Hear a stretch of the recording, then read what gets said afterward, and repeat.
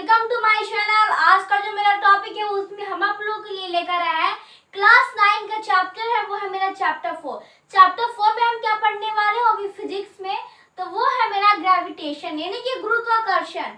देखिए, इससे जो पहले का एक वीडियो था उसमें हम आपको सिर्फ टॉपिक का नेम बताए थे कि आपको इस चैप्टर के अंदर कौन कौन से टॉपिक को कवर करना है, कौन कौन से टॉपिक को पढ़ना है, ठीक है। तो उसी में से आपका फर्स्ट टॉपिक था, वो कौन सा टॉपिक था? Gravitational and gravity. तो हम क्या देखेंगे इस वीडियो में, वही देखेंगे ग्रेविटेशनल एंड ग्रेविटी, कि ग्रेविटेशनल एंड ग्रेविटी होता क्या है। ये कौन सी हुआ? ये मेरा टॉपिक 1 का वीडियो हुआ, ठीक है। सबसे पहले देख लेते हैं ग्रेविटेशनल को। हम आपको बताते हैं ग्रेविटेशनल को हम लोग ग्रेविटी यानी कि गुरुत्वाकर्षण या फिर गुरुत्वीय बोल सकते हैं, हम दोनों बोल सकते हैं। तो ग्रेविटी यानी ग्रेविटेशनल देख लेते हैं। तो क्या है? Every body in this universe attract every other object with a certain force. मतलब कि बोल रहा है कि इस यूनिवर्स में, मतलब कि इस ब्रह्मांड में जितने भी ऑब्जेक्ट हैं जो एक दूसरे को अट्रैक्ट करती है यानी कि आकर्षित करती है, उसे ही हम लोग क्या कहते हैं? ग्रेविटी यानी कि ग्रेविटेशनल कहते हैं। मतलब कि जो मेरा टॉपिक, जो वीडियो टॉपिक है यानी कि इंट्रोडक्शन वाला, इंट्रोडक्टरी वीडियो में ही हम आपको बताए थे, हल्का सा समझाए थे सिर्फ ग्रेविटेशनल होता क्या है। मैंने एग्जाम्पल भी लिए थे मार्कर का कि ये मार्कर है, ये मार्कर है। तो अगर ग्रेविटेशनल फोर्स यहाँ पे अप्लाई हो रही है तो ये मार्कर इस मार्कर के पास चिपक क्यों नहीं जाती है, ये मार्कर इस मार्कर के पास चिपक क्यों नहीं जाती है, ऐसा क्यों होता है कि चिपक नहीं रही है? तो दोस्तों उसका बहुत ही बड़ा रीजन है, वो रीजन हम इस वीडियो में क्लियर नहीं करेंगे, ठीक है। इस वीडियो में हम कुछ और पढ़ेंगे। तो देखिए, हम देख लिए, ठीक है। फिर देखिए नेक्स्ट एक और पॉइंट लिखा है कि the force with which two objects attract each other is called gravitational force. आप ये बोलिए या फिर ये, आप दोनों बोल सकते हो, दोनों में से कोई भी एक बोल सकते हो या फिर दोनों भी बोल सकते हो। जो ये है वो ये भी है। ये क्या बोल रहा है? तो ये हम आपको बताएं कि यूनिवर्स में ऐसा ऑब्जेक्ट जो एक दूसरे को अट्रैक्ट करती है, उसे हम लोग क्या कहते हैं? उसे हम लोग कहते हैं ग्रेविटेशनल फोर्स। सपोज दैट, मान लीजिए कि जब भी अट्रैक्शन होगा तो हमेशा दो ऑब्जेक्ट में होगी। जब भी अट्रैक्शन होगा तो सपोज दैट कि इधर से इस पे फोर्स अप्लाई कर दिया और ये है जो इस पे इधर से फोर्स अप्लाई कर रही है,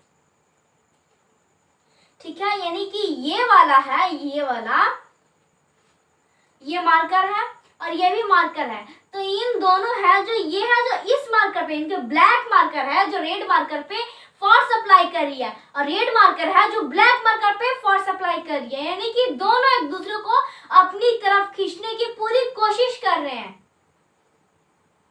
इसी को ये हम लोग कहते हैं क्या? ग्रेविटेशनल यानी कि गुरुत्वाकर्षण बल कहते हैं। लेकिन खिंचा क्यों नहीं रहा है? अगर ये फोर्स लगा रहे हैं, लोग दोनों फोर्स एक्सर्ट कर रहा है, तो ये आपस में टकरा क्यों नहीं जा रहा है? तो इसका भी एक बहुत ही बड़ा रीजन है, वो नेक्स्ट वीडियो आएगा उसमें हम क्लियर करेंगे, ओके। जैसे हम सपोज दैट हम कुछ एग्जांपल ले लेते हैं।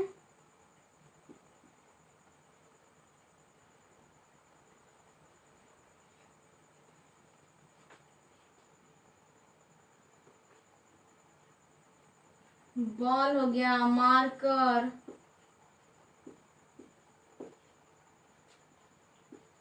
पीटीसी, यहाँ पे और भी बहुत सारे आपका बहुत सारे आपका ऑब्जेक्ट हो सकते हैं।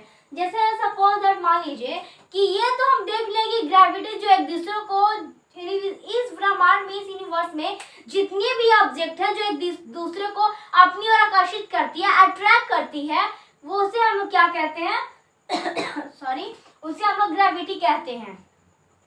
लेकिन क्या आप जानते हैं कि ये वाला आइडिया किनके दिमाग में आया था? किसने सोचे थे? कौन सोचे थे कि इसे हम लोग ग्रेविटी कहेंगे? अगर दोनों एक दूसरे को फोर्स अप्लाई कर रहा है, फोर्स एक्सर्ट कर रहा है, तो उसी को हम लोग क्या कहेंगे? ग्रेविटी कहेंगे। तो ये न्यूटन, इश्क न्यूटन यानी कि न्यूटन साहब है जो एक एप्पल का पेड़ था उसके नीचे बैठ करके स्टडी कर रहे थे। तो वो कर ही रहे थे कि ऊपर से एक क्या गिरा? सेब गिरा।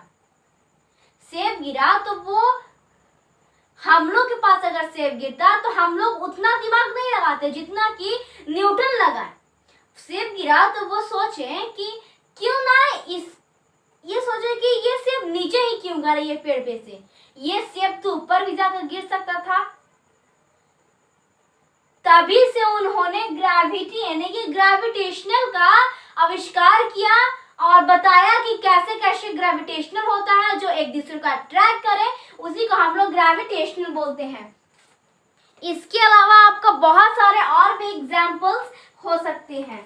तो गाइस थैंक्स, बस आज का वीडियो में इतना ही। अब मिलते हैं नेक्स्ट वीडियो में, तब तक के लिए गुड बाय। लेकिन हाँ, उससे पहले हम आपको बता देते हैं कि एक और एग्जाम्पल, जैसे मान लीजिए कि हमारे सोलर सिस्टम है, ठीक है। सोलर सिस्टम में हमारे प्लैनेट है, सोलर सिस्टम, उसमें 8 प्लैनेट होते हैं। प्लूटो भी था, तो प्लूटो को तो हटा दिया गया सोलर सिस्टम से। तो यहाँ पे सपोज दैट कि सन, अर्थ हम यहाँ पे ले लेते हैं, और यहाँ पे क्या हो गया, सपोज दैट तो अर्थ है जो मून पे क्या कर रही है, ग्रेविटेशनल फोर्स लगा रही है, मून को अपने तरफ अट्रैक्ट करने की कोशिश कर रही है। और मून भी क्या कर रहा है, अर्थ को अपने तरफ अट्रैक्ट करने की कोशिश कर रहा है। जिसे ये मार्कर को हम आपको लेकर बताए थे, अट्रैक्ट करने की अगर कोशिश कर रही है तो अर्थ क्यों नहीं मून के पास जा रहा है और मून क्यों नहीं अर्थ के पास आ रहा है। यानी कि अगर ये उस पे अप्लाई करेगा फोर्स तो ये भी इस पे अप्लाई करेगा फोर्स, क्योंकि दोनों के पास ग्रेविटेशनल फोर्स है, ग्रेविटी है। तो इन लोग दोनों एक दूसरे को अपनी तरफ अट्रैक्ट करने की कोशिश करेगी, तो इन दोनों में क्या हो जाएगा, कोलाइड।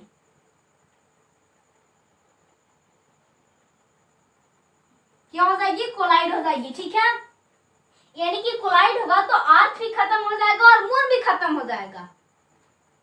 कोलाइड होगा तो दोनों खत्म हो जाएगा, दोनों में कोलाइड होगा, क्योंकि दोनों एक दूसरे को अपनी तरफ अट्रैक्ट करने की कोशिश कर रहा था। लेकिन ऐसा क्यों नहीं होता है, जब सोलर सिस्टम है उसमें ऐसा क्यों नहीं होता है, क्यों सब अपने अपने स्थान पे ही रहते हैं। एक दूसरे को तो ग्रेविटेशनल फोर्स के कारण एक दूसरे को आकर्षित भी तो करता है, क्योंकि सबके पास ग्रेविटेशनल फोर्स है। लेकिन क्यों मून अर्थ के पास नहीं आता है, अर्थ मून के पास नहीं जाता है, कोई और प्लेनेट किसी और प्लेनेट के पास नहीं जाता है, अर्थ है जो सन के पास नहीं जाता, ऐसा क्यों होता है, सन अर्थ के पास नहीं आता है। तो इस डाउट को हम लोग क्लियर करेंगे, वो मेरा है रहेगा नेक्स्ट वीडियो में। ओके, तो थैंक्स, आप लोग जल्दी से इसको कॉपी में नोट डाउन कर लीजिए।